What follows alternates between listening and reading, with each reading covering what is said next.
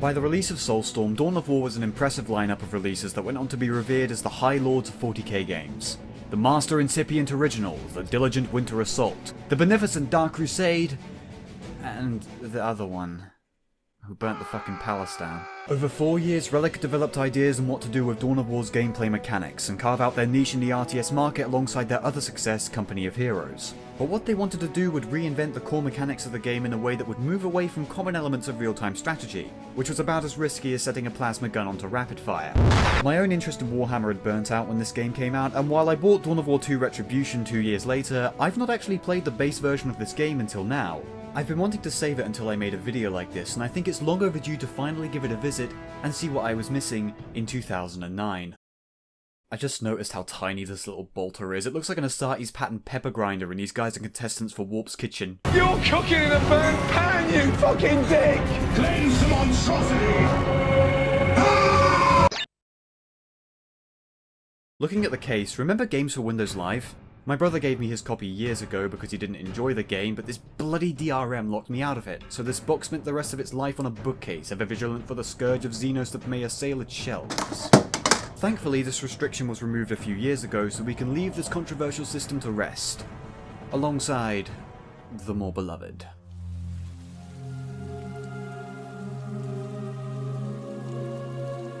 Wait, never mind, they're back!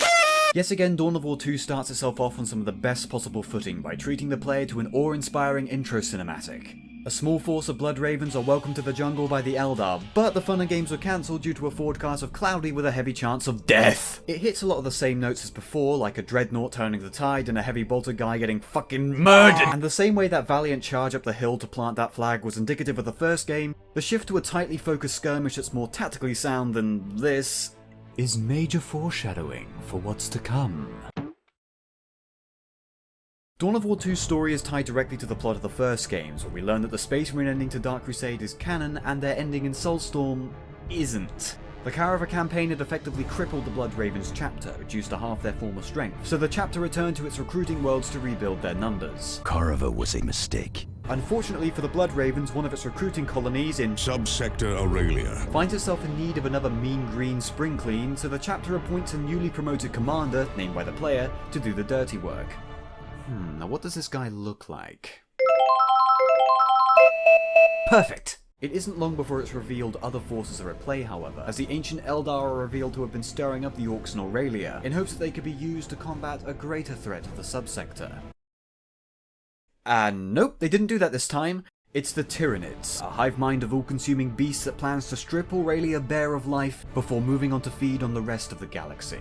Despite their losses, the Blood Ravens managed to keep cool under pressure and set off to devise a solution to stop the Hive Fleet for good while dealing with the opportunistic Orcs and Eldar.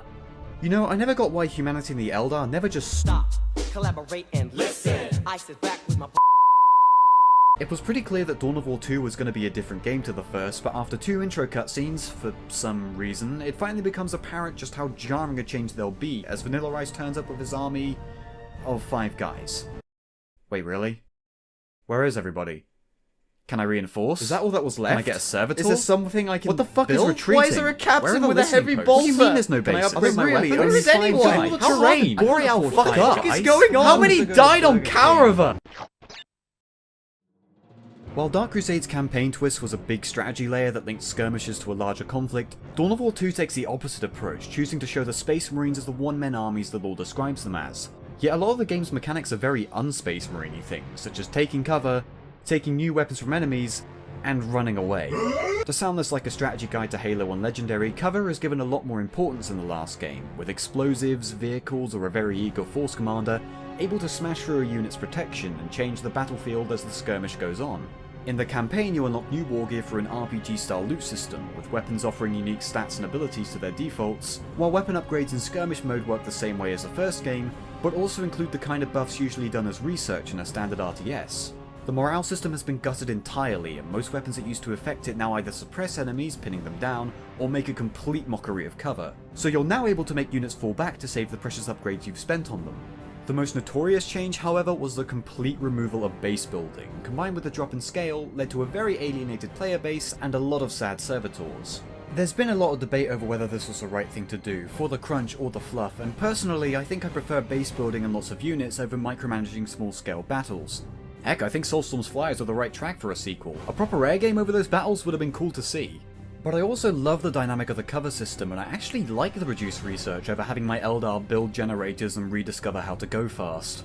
I wish Relic didn't have to sacrifice the scale back then to accommodate the new changes, yet weirdly, despite Skirmish being closer to the first game, I think I enjoy the half of Dawn of War 2, ignore that one for now, that's the least like the original game. Unlike the first game, where the campaign was a mission-based skirmish and skirmish was a missionless campaign, every mode in Dawn of War 2 is its own take on the base gameplay. A real-time tactics game, a horde mode, and whatever the fuck the campaign is. Vanilla Ice's posse is a lot smaller than Gabriel's, as you're now controlling 4 squads of specialist units, each led by distinctive characters. Tarkus, Cyrus, Thaddeus, and Asshole. Thaddeus is an assault marine that crashes into melee combat, Avitus provides raw firepower with heavy weaponry, Cyrus's stealth and unique arsenal makes it possible to clear levels entirely with just him, and Tarkus plays just as much like the battle-hardened mentor that he acts as. And once he gets infinite grenades, he becomes a god of war. You also see these characters interacting with one another between some missions, and a lot of their dialogue is genuinely great at fleshing out their personas, the background lore of Aurelia and 40k, and building up to enemies you encounter. Much of it rivals, and sometimes surpasses, the story of Dawn of War 1, and I quite like how they represent the different phases of a Space Marine's life and their attitudes to war and humanity. It's probably a good thing a lot of this is on the planet map too, as a lot of the in-game cutscenes drop back to Dawn of War 1 levels. Save your excuses, witch. Angel Forge is secure, and your life is at its end. Riveting! Speaking of which, this is how Soulstorm's planet map should have been. A lot of the missions are shorter than a standard mission in Dawn of War 1, so you'll often revisit maps you've been on before to defend a facility or square off against an enemy commander, which gives your units a chance to grow and get more war gear alongside main missions. Nobody in a Bloodraven seems to have issues with losing relics from aliens, or in some cases other chapters, while the Imperium would probably consider them tainted by Xenocooties, but I like that each item has a bit of backstory linked to the previous games, or other parts of Warhammer 40,000's lore. It's almost as though it's like, no, don't! I know they came out around the same time, but comparing anything to this is, no, don't! I want to note that I'm not a big fan of loot-fest games or anything that requires you to grind, but I rarely felt Dawn of War 2's system fell into their pitfalls. Usually you find enough weapons that you're hardly ever under-equipped, and while many utility items are fairly niche, others are so powerful that not using them would make the Emperor weep. Gaining abilities from leveling up and improving stats ends up being a satisfying progression process, much like Dark Crusade's own War Gear and Honor Guard. You can even go over approaches like Melee Tarkus and Ranged Thaddeus, which are surprisingly viable outside of higher difficulties. Just don't make Melee Avitus unless you really don't like his anti-guardsman policy. Heck, if you're on the hardest difficulty, there's some weird builds that work surprisingly well, like giving your Force Commander heavy weapons, which seems to be common in the Bloodravens. Then there's the Tyranid invasion, where the Tyranids become more dangerous over the course of in-game days. You only get a certain number of deployments each day, which is where those facilities come in handy, and missions with a high infestation level will leave you praying for the Emperor's protection. The Tyranids are easily the strongest aspect of Dawn of War 2's campaign to me, as their reveal, the swarms of them on missions, and seeing their tendrils reach out from space to engulf planets creates a sense of dread that stands up to Chaos and the Necrons in Dawn of War 1. It overshadows the other races though, the Orcs end up being forgettable, and the Eldar's reveal is hardly as menacing or mysterious as the first games. Honestly, I think this mission structure gets really good use out of the game's pseudo-RPG mechanics. It's got that XCOM loop where you're always working towards something in missions, with your units level up being more of a side effect rather than grinding, and you can always donate lower level war gear to the librarian. I do think the campaign does have quite a few weak points though. Going through the same maps can become tiresome by the end run, and while the boss fights are conceptually really cool, they're aggravating damage sponges at the worst of times. Random loot and choosing your missions opens up replay value, but the start is always the same and is so damn long that getting there means killing a few hours each playthrough. It's not until the mid-game that it really picked up for me, where you get access to all 3 planets and all the UI stuff you're teased with starts to come into play. I also wasn't getting many of the intro cutscenes when I played. I don't know if it was an issue with the Steam version or something, but I missed out on some of the best parts of the story. Let's just say thank God for Big Dick Cheney. That sounds really weird out of context. Despite all this, I think Dawn of War 2's campaign is still definitely worth a try. You can even play it with online co-op, which I would absolutely recommend. The game flows even better when you and a friend are controlling 2 units each. But I can also see why an RTS player wouldn't find this appealing, because this mode is less of an RTS and more of an SRPG. Oh boy, when are we getting Gabriel Angelos in Smash Brothers? I'd rather have him in the game than fucking Corrin! Skirmish is the closest mode to the original game by far, but it's also where the game's overhauls are at their most apparent. For starters, you pick a commander unit amongst 3 for your race before you start a match, which will have different combat focuses and traits to support you or your allies' armies. This adds some extra variety to skirmish matches, but also opens up strategy for team-based multiplayer, with each commander's battlefield role like offense, support, and teleport. What kind of role is teleport? You know, all successful team-based games share the same class archetypes like the tank, the DPS, and the teleport! Fuck! The existing races still play a lot like before, though new tactics mean Eldar do have to rely on their mobility rather than being a blob of murder-boning Wraithbone, while the Tyranids are kinda like orcs if they were weaker, but just flat out had more of them. I can see how they tried to use this game to show how numerous Tyranid swarms are, even if I think it doesn't quite hit the mark, but they do still make an interesting enemy to face with units like the Lictor, or the Ravener, which can go under instead of over. The Emperor was innocent. No mercy, no despise! To a better position now. Oh, do not bastard! There is no glory in An attack! Equip the initiates with combat shotguns.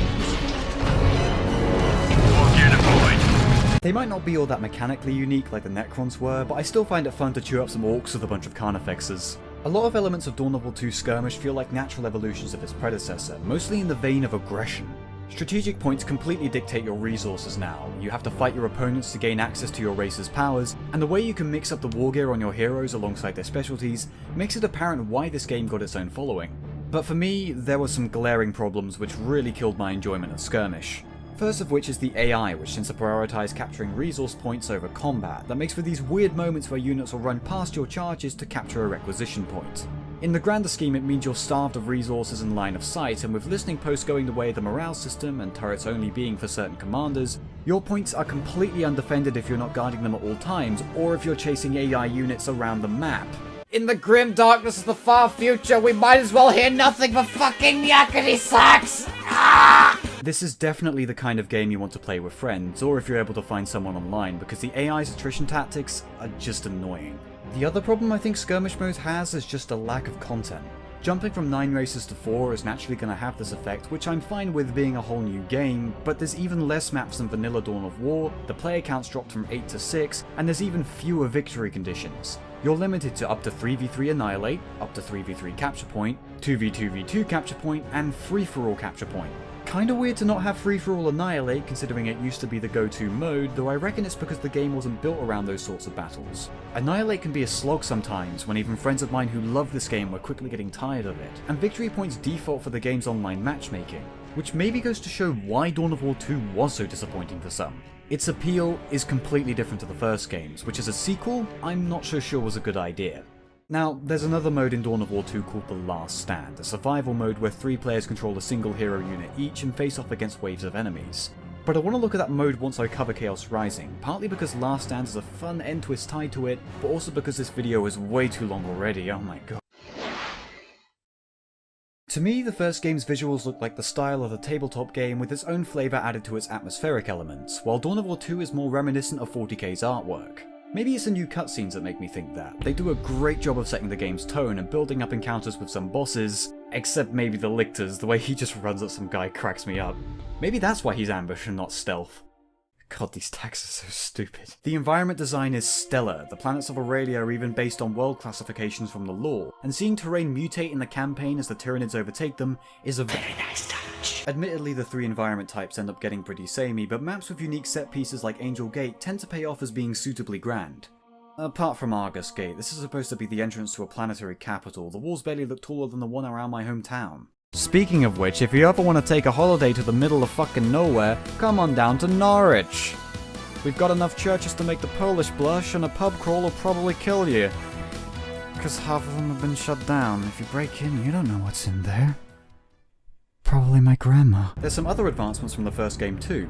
Units duck and motion in range combat rather than standing still as bullets chew them to pieces. Sync kills return as brutal as ever, and some bodies even have ragdoll physics or explode into bloody Gilbert. Units explode into Gilbert Godfrey. Sadly, this means persistent bodies are no longer a thing, which would have been amazing next to destructible terrain. This game needed one thing Avitus and I both agree on. Say the line, Avitus. More corpses.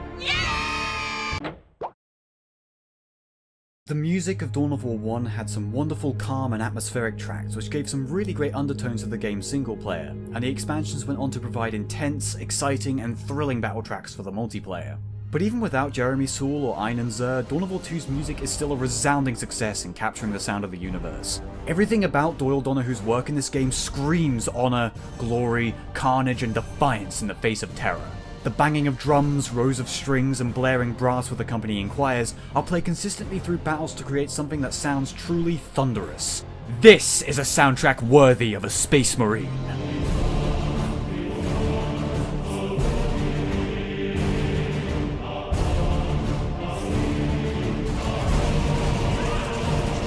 The Orc theme is full of primal drums, grunts and chants. The Tyranids feels like the musical equivalent of alien vines slowly creeping and devouring, and the Eldar's theme's an interesting contrast to the first game, where instead of mystical yet menacing sounds, it's dominated by graceful choirs and gives the impression of an ancient race going to war. But I'm not done yet. Relic had a reputation of taking great care and attention to its sound design, and Dawn of War 2 couldn't be a greater example of this. The bolters sound suitably punchy this time. Shooters roar and bolts of lightning zap, crackle and pop, and every sound is a lovingly crafted interpretation of Warhammer's weaponry and worlds. Completing this triumvirate is the voice acting, which carries a lot of the personality of your squad mates, and with old and new talent I think lives up to Dawn of War 1's impressive lineup. Space Marines still roar with righteous vigour. Your duty is not done, brother! Orcs still come out with scurrilous quips. Wait! Where are you going to be? And the Eldar are still distinctly grand and enigmatic.